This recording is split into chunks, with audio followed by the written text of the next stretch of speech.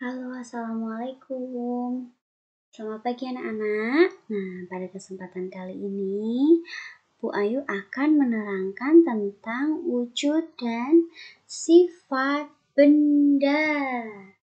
Oke anak-anak, adapun wujud benda-benda yang ada di dunia ini ada 3 macam.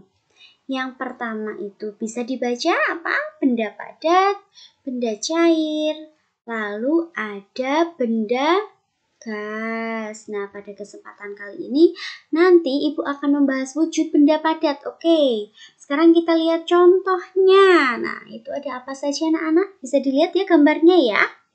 Ada batu, kayu, batu bata, ada banyak lagi sebenarnya, tapi nanti kalian bisa sebutkan sendiri ya di rumah ya. Nah, sifat benda padat itu yang pertama itu adalah bentuk dan volumenya tetap. Coba dilihat, kalau pensil bentuknya tetap ya, sama pulpen.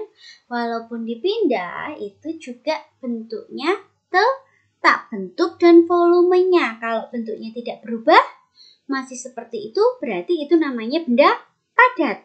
Selanjutnya dapat berubah bentuk dengan cara tertentu, misalnya itu kan bisa dengan ditekan atau bentuknya itu bisa berubah karena dipotong, bisa juga dipukul. Nah, contohnya ini kayu itu kan benda padat. Nah, ini juga ada tanah liat itu benda padat. Kalau dibentuk itu bisa menjadi hal yang bagus. Selanjutnya itu ada yang namanya benda cair. Coba, cair itu yang dari air, ada yang minyak wujudnya ya, madu, apalagi ya sirup itu ya, sirup buat obat juga itu ada yang cair-cair. Nah, sifatnya benda cair itu gimana? Itu menyesuaikan wadah kalian. Kalau di rumah punya tempat apa? Piring, gelas, dikasih air, pasti air itu akan memenuhi benda yang ditempati, ya kan?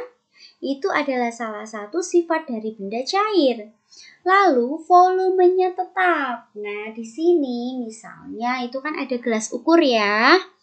Ketika secair dipindahkan, maka volumenya tetap. Itu tetap semuanya 10 mili, tetap 10 mili. Nah, benda cair itu juga mengalir dari tempat yang lebih tinggi ke tempat yang lebih rendah. Coba dilihat itu videonya tadi ya.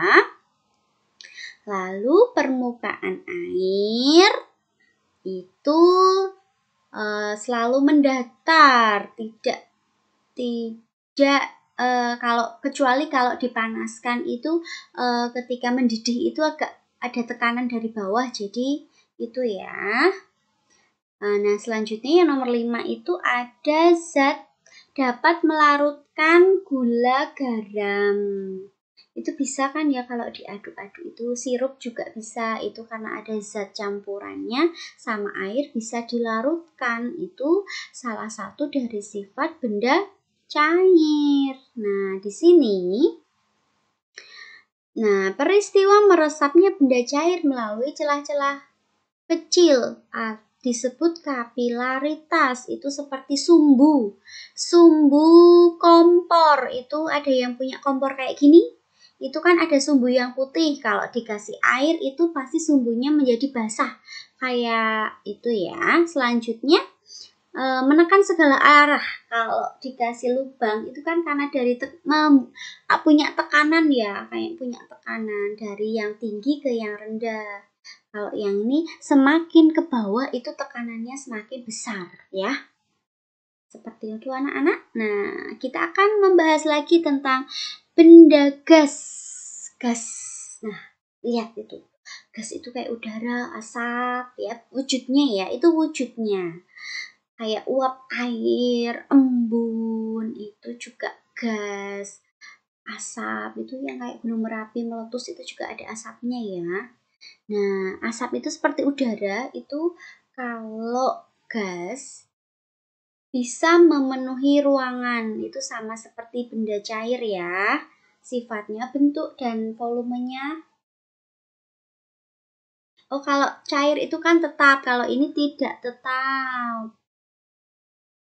Menempati ruang. Nah, itu seperti meniup balon. Di dalamnya balon itu ada gas.